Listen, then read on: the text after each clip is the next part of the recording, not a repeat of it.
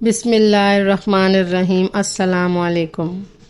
بہت عرصے پہلے کی بات ہے، ایک بادشاہ تھا۔ اس کی ایک خوبصورت اور اکلوتی بیٹی تھی۔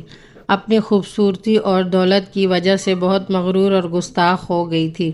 جب بھی کہیں سے اس کے لیے رشتہ آتا تو اسے ٹھکرا دیتی اور اس کا خوب مذاق اڑاتی۔ ایک دن بادشاہ نے بڑی دعوت کی۔ اس میں شہزادی سے شادی کرنے والے تمام امیدواروں کو بلایا۔ سب اپنے اپنے مرتبے کے حساب سے کرسیوں پر آ کر بیٹھ گئے۔ شہزادی اس دعوت میں اپنی کنیزوں کے ساتھ بڑی مغرورانہ انداز میں آئی۔ جس امیدوار کے پاس سے گزرتی اس کو بڑی حقارت سے دیکھتی۔ جب ایک شہزادے کے پاس پہنچی تو وہ بہت موٹا تھا۔ اس نے اپنی کنیزوں سے ہنستے ہوئے کہا، یہ دیکھو گول ٹب ہے۔ دوسرے امیدوار کو دیکھ کر کہا، کیسا کھمبے کی طرح لگتا ہے۔ ایک شہزادہ بہت چھوٹے قد کا تھا تو اس نے کہا، ذرا چھوٹو موٹو کو تو دیکھو۔ ایک نواب بہت گورا تھا۔ شہزادی نے اسے سفید چوہا کہا۔ ایک امیر کا رنگ سرخ تھا تو اس نے اسے مرغی کی کلی کہہ کر پکارا۔ اس طرح وہ ہر امیدوار کو بے عزت کرتی رہی، لیکن وہ ایک بادشاہ کو دیکھ کر بہت ہنسی کیونکہ اس کی داڑھی تھی۔ اس نے کہا، اسے تو دیکھو، اس نے اپنے چہرے پر کیسی جھاڑ پوچھ اگا رکھی ہے۔ بادشاہ نے جب دیکھا کہ اس کی بیٹی نے مہمانوں کی بہت بے عزتی کی ہے تو اسے بہت غصہ آیا۔ اس نے بھرے دربار میں یہ اعلان کیا کہ شہزادی پسند کرے یا نہ کرے، اب میں اس کی شادی کسی فقیر سے کروں گا۔ اس اعلان کے بعد تمام لوگ وہاں سے چلے گئے۔ کچھ دیر کے بعد ایک آوارہ گرد گویا آیا جو گلی کوچوں میں گھوم کر گانا گایا کرتا تھا۔ اس نے شاہی محل کے نیچے کھڑکی کے قریب ہو کر گانا گانا شروع کر دیا۔ بادشاہ نے اس کی آواز سنی تو ایک خادم کو حکم دیا کہ اس فقیر کو اندر بلایا جائے۔ وہ خادم پھٹے پرانے کپڑوں میں فقیر کو لے آیا۔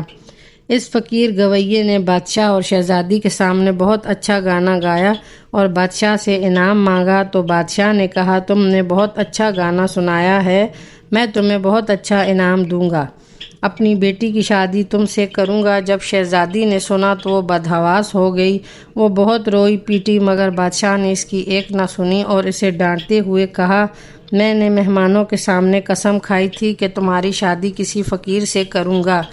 یہ کہہ کر بادشاہ نے قاضی کو بلایا اور مغرور شہزادی کی شادی آوارہ گرد گویے کے ساتھ کر دی اور پھر حکم دیا کہ تم اپنے شوہر کے ساتھ چلی جاؤ۔ شہزادی روتی پیٹتی فقیر کے ساتھ چلی گئی۔ راستے میں وہ ایک شکارگاہ سے گزری۔ اتنی بڑی شکارگاہ دیکھ کر وہ شہزادی حیران ہو گئی۔ اس نے فقیر سے پوچھا، یہ شکارگاہ کس کی ہے؟ اس فقیر نے کہا، میں نے سنا ہے تم نے داڑھی والے بادشاہ کا مذاق اڑایا تھا، یہ شکارگاہ اسی کی ہے۔ اگر تم اس سے شادی کر لیتی تو یہ تمہاری ملکیت ہوتی۔ شہزادی نے ٹھنڈی آہ بھر کر کہا، یہ میں نے کیا کیا؟ اس کے بعد وہ خوبصورت باغوں میں پہنچے۔ ان کو دیکھ کر شہزادی نے پھر پوچھا، یہ کس کے ہیں؟ فقیر نے آہستہ سے کہا، یہ باغ بھی اس داڑھی والے کے ہیں، میں بھی کتنی بد نصیب ہوں۔ پھر وہ ایک عظیم الشان شہر میں داخل ہو گئے۔ اتنا بڑا اور خوبصورت شہر دیکھ کر شہزادی حیران رہ گئی۔ شہزادی نے پوچھا، اس شہر کا مالک کون ہے؟ فقیر نے اسے بتایا کہ شہر بھی اس داڑھی والے کا ہے، اگر تم اس سے شادی کر لیتی تو یہ بھی تمہارا شہر ہوتا۔ شہزادی نے پچھتاتے ہوئے کہا کہ میں نے بہت بڑی غلطی کر دی، کاش میں اس سے شادی کر لیتی۔ فقیر شوہر نے ناراض ہوتے ہوئے کہا، مجھے اس سے کوئی مطلب نہیں، مگر تم میرے ہوتے ہوئے دوسرے مرد کی باتیں کیوں کر رہی ہو؟ کیا مجھ میں کوئی کمی ہے؟ اس طرح کی باتیں کرتے ہوئے وہ ایک چھوٹی سی جھونپڑی میں پہنچتے ہی شہزادی نے پوچھا، کیسی بدنما اور چھوٹی سی جھونپڑی ہے، یہ کس کی ہے؟ فقیر نے کہا، یہ میرا گھر ہے اور یہی وہ جگہ ہے جہاں تمہیں رہنا ہے۔ شہزادی نے کہا، تمہارے نوکر کہاں ہیں؟ فقیر نے کہا، ہمیں نوکروں سے کیا کام، تم ہر کام کر سکتی ہو۔ اب آگ جلاؤ اور میرے لیے کھانا بناؤ، میں بہت تھک گیا ہوں۔ کیونکہ شہزادی کو کھانا پکانا نہیں آتا تھا اس لیے فقیر نے اس کی مدد کی اور کچھ دیر کے بعد انہوں نے الٹا سیدھا کھانا بنا کر کھا لیا اور بعد میں سو گئے۔ دوسری صبح فقیر نے شہزادی کو جگایا اور اسے گھر صاف کرنے اور دوسرے کام کرنے کو کہا۔ شہزادی تمام دن کام کرتی رہی اور گلی کٹی باتیں بھی سنتی رہی، مگر صبر کے سوا کوئی چارہ نہ تھا۔ اس طرح انہوں نے کئی دن گزارے۔ ایک وقت ایسا آیا کہ ان کے پاس کھانے کو بھی کچھ نہ رہا۔ ایک دن فقیر نے کہا کہ میں نے جو کچھ کمایا تھا ختم ہو گیا، اب تمہارے کمانے کی باری آ گئی ہے، میں تمہیں بیت لا کر دیتا ہوں، تم اس سے ٹوکریاں بننا۔ یہ کہہ کر وہ جنگل کی طرف چلا گیا اور بیت لے آیا۔ شہزادی نے ٹوکریاں بننا شروع کر دیں۔ اس نے پہلے کبھی ایسا محنت کا کام نہیں کیا تھا، اس لیے اس کی انگلیاں زخمی ہو گئیں اور اس سے خون بہنے لگا۔ یہ دیکھ کر اس کے شوہر نے کہا، میرا خیال ہے تم یہ کام نہیں کر سکتی، میں تمہیں کچھ سوت لا کر دیتا ہوں، تم اس سے کپڑا بننا۔ مگر وہ یہ بھی نہ کر سکی۔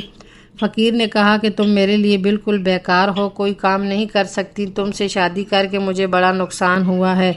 بہرحال میں کوشش کرتا ہوں کہ تمہارے لیے مٹی کے برتن لا دوں، بازار جا کر اسے بیچ دیا کرو۔ مغرور شہزادی نے کہا کہ جب میں بازار میں کھڑی ہوں گی تو میرے ملک کے لوگ مجھے سال میں دیکھ کر خوب ہنسیں گے۔